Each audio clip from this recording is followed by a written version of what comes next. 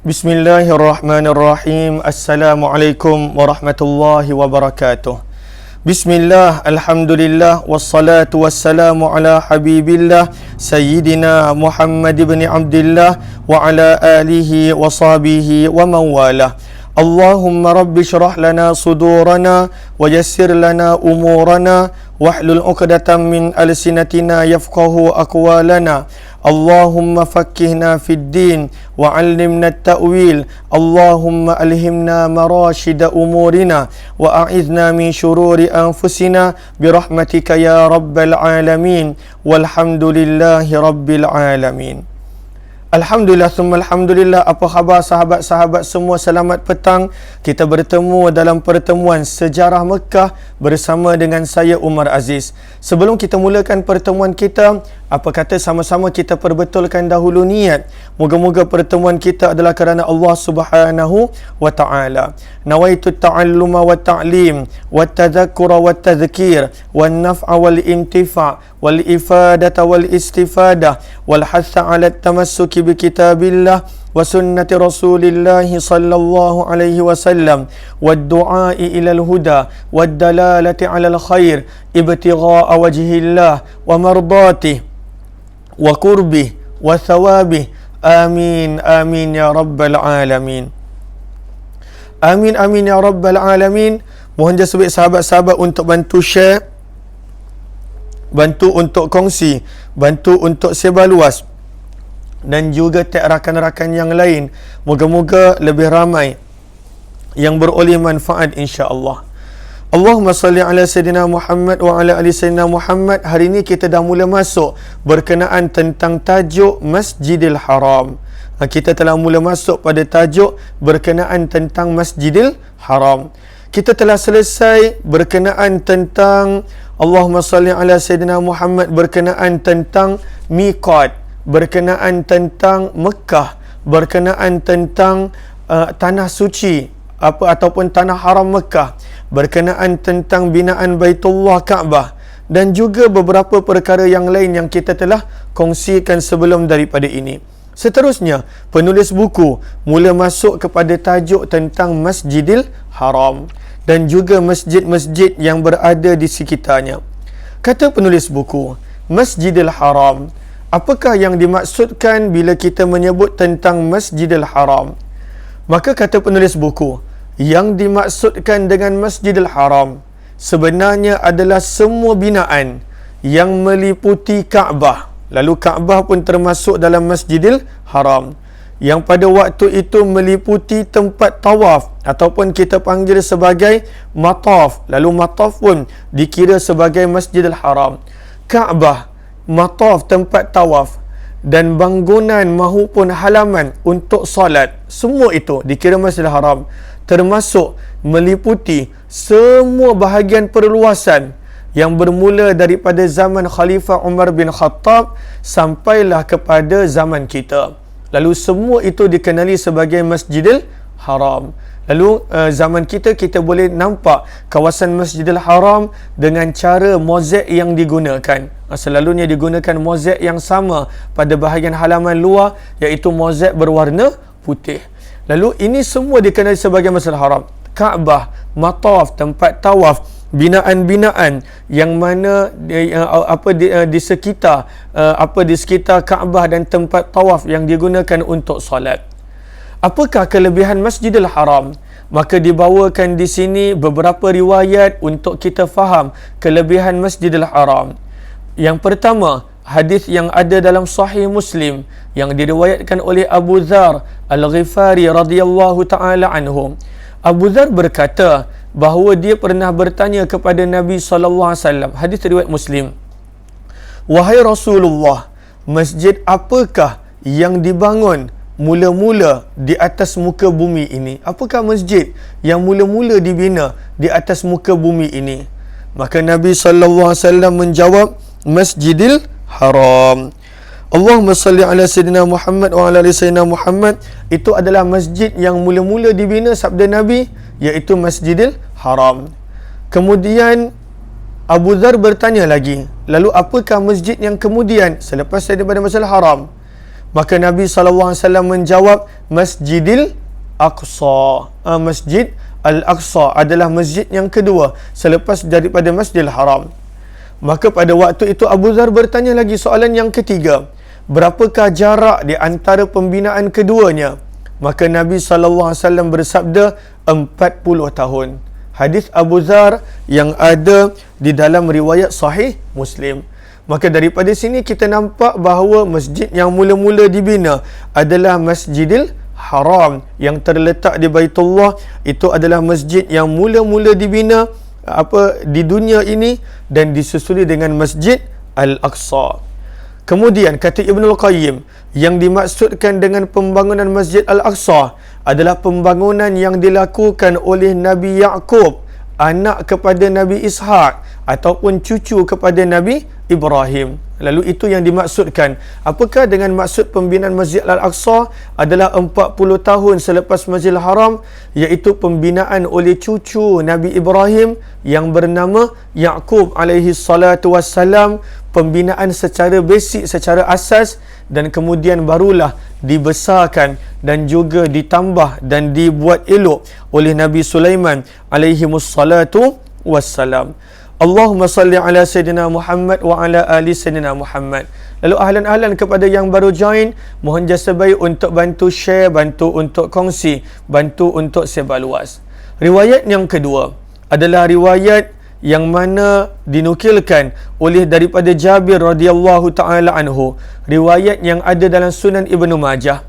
Maka Jabir radhiyallahu taala anhu meriwayatkan bahawa Nabi SAW pernah bersabda, salat di masjidku ini, iaitu Masjidun Nabawi, adalah 1000 kali lebih afdal daripada salat di masjid yang lain. Lalu kelebihan salat di Masjidun Nabawi adalah 1000 kali ganda lagi afdal, sabda Nabi, daripada salat di masjid yang lain. Ini adalah hadis riwayat Jabir yang ada dalam Sunan Ibnu Majah. Sabda Nabi SAW, illa, kecuali Masjidil Haram. Kenapa? Kerana salat di Masjidil Haram adalah 100,000 kali lebih afdal daripada salat di masjid yang lain. Lalu salat di masjid Nabi SAW 1000 kali lebih afdal. Salat di Masjidil Haram dalam Sunan Ibnu Majah ini menyebut 100,000 kali lebih afdal daripada salat di masjid yang lain. Sebab itu kata penulis buku Dr. Muhammad Ilyas Abdul Ghani, lalu salat di Masjidil Haram kalaulah nak dikira dengan salat di masjid lain, keutamaan dia, apa dia punya fadilat, adalah umpama salat di masjid lain selama 55 tahun, 6 bulan, 20 malam. Kerana satu hari ada 5 waktu salat. Lalu sekali salat dekat Masjidil Haram adalah lebih baik daripada salat di masjid lain selama 55 tahun, 6 bulan, 20 malam. Ini kelebihan salat di Masjidil Haram, 100,000 kali ganda lebih baik. Allahumma salli ala Sayyidina Muhammad wa ala ali Sayyidina Muhammad. Okey, lalu tajuk yang pertama, apakah itu definisi Masjidil Haram?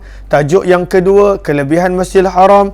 Dan tajuk yang ketiga, kita nak bincangkan tentang bagaimanakah susunan saf di Masjidil Haram. Apakah susunan dia?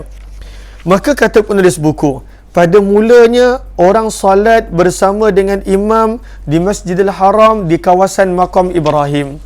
Maka imam akan salat dekat belakang Maqam Ibrahim dan makmum semua dia salat macam dekat masjid kita pada waktu itu di belakang Maqam Ibrahim. Kerana zaman itu tak ramai orang yang salat pada waktu itu. Maka imam akan berdiri di belakang Maqam Ibrahim, makmum semua belakang dia. Bukan macam zaman kita yang mengelilingi Baitullah Kaabah. Sehingga kan ketika mana terlalu sempit, dah tak muat dah tak ada ruang kalaulah nak solat dengan cara itu, maka pada waktu itu pada tahun 120 Hijrah, salah seorang daripada governor yang menjaga Mekah yang bernama Khalid bin Abdullah Al-Qusari,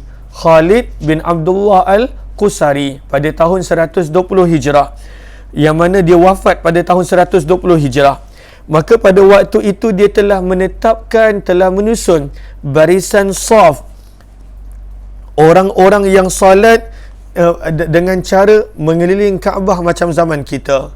Sebab dulu imam berdiri dekat makam Ibrahim, makmum dekat belakang, garisan yang lurus, bukan dalam bentuk bulatan.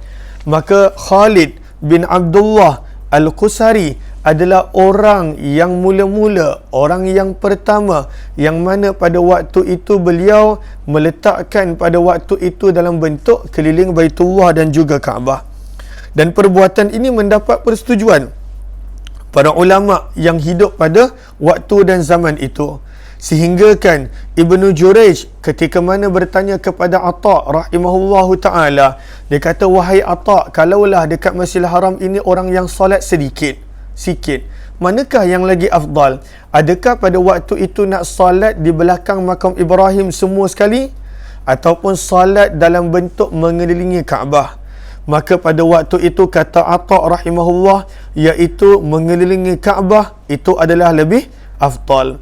Maka ini adalah daripada sudut susunan saf pada permulaan dan juga pada ketika zaman ini. Dan siapakah orang yang mula-mula pada waktu itu menjadikan saf dalam bentuk bulatan seperti mana zaman kita. Okey. Lalu perluasan Masjidil Haram sepanjang sejarah. Ini kita nak mula masuk tajuk tentang orang-orang yang membuat perluasan Masjidil Haram secara ringkas beserta dengan tarikh dia. Antara yang mula-mula membuat perluasan selepas daripada kewafatan Nabi adalah perluasan oleh Umar bin Khattab radhiyallahu taala anhu bila pada tahun 17 Hijrah bersamaan 639 Masihi. Maka ini adalah perluasan pertama selepas kewafatan baginda Nabi. 17 Hijrah bersamaan 639 Masihi oleh Khalifah Umar bin Khattab radhiyallahu taala anhu. Yang kedua, siapakah yang kedua? Yang kedua, perluasan oleh Uthman bin Affan radhiyallahu taala anhu.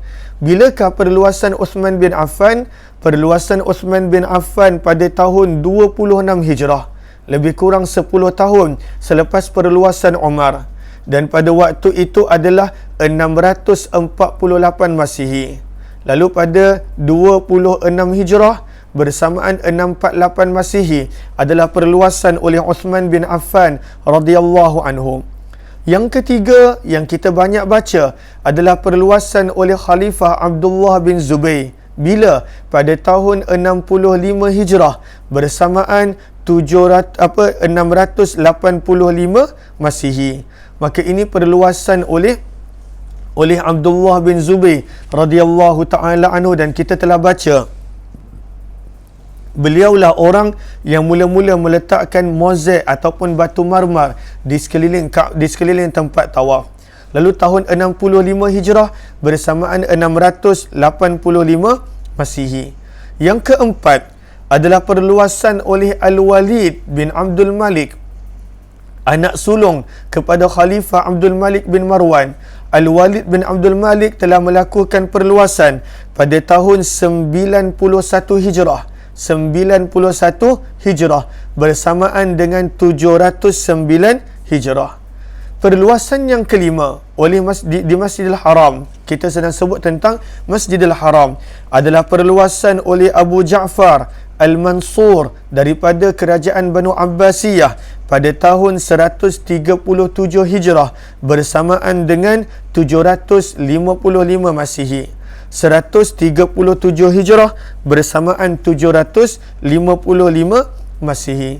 Seterusnya, perluasan yang keenam oleh almarhum Muhammad Al-Mahdi, Khalifah Al-Mahdi pun daripada kerajaan Banu Abbasiyah pada tahun 160 Hijrah bersamaan dengan 777 Masihi. 160 Hijrah bersamaan dengan 777 Masihi.